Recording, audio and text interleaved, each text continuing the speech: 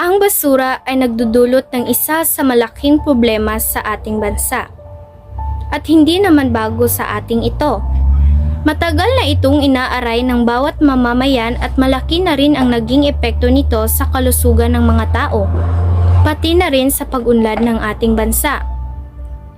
Naging malaking isyong panlipunan ito dahil na rin sa kapabayaan ng bawat individual, sapagkat marami ang hindi sumusunod sa tamang pagtapon ng mga kalat at basura. At ito'y nagbubunga ng masamang epekto sa ating kapaligiran, tulad ng pagbara ng mga basura sa kanal, at sa tuwing pag-ulan, paniguradong magdulot ito ng pagbaha.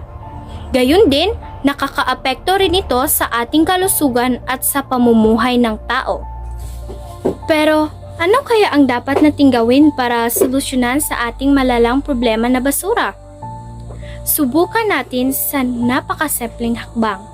Halimbawa, dito sa lungsod ng Batuan, may ordinansang pinapatupad, tulad ng pagbabawal ng paggamit ng plastic bags at pagmumultahin yung lumabag o mahuhuling gumamit ng plastic bags.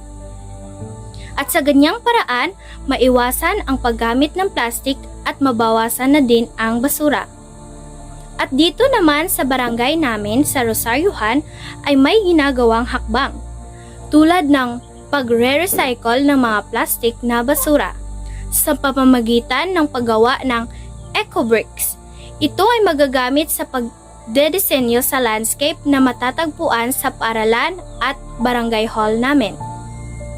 At dito naman sa paaralan namin sa Rosariohan, gumagawa sila ng maayos na compost pit para mahihiwalay ang nabubulok, mabubulok at mapanganib na basura.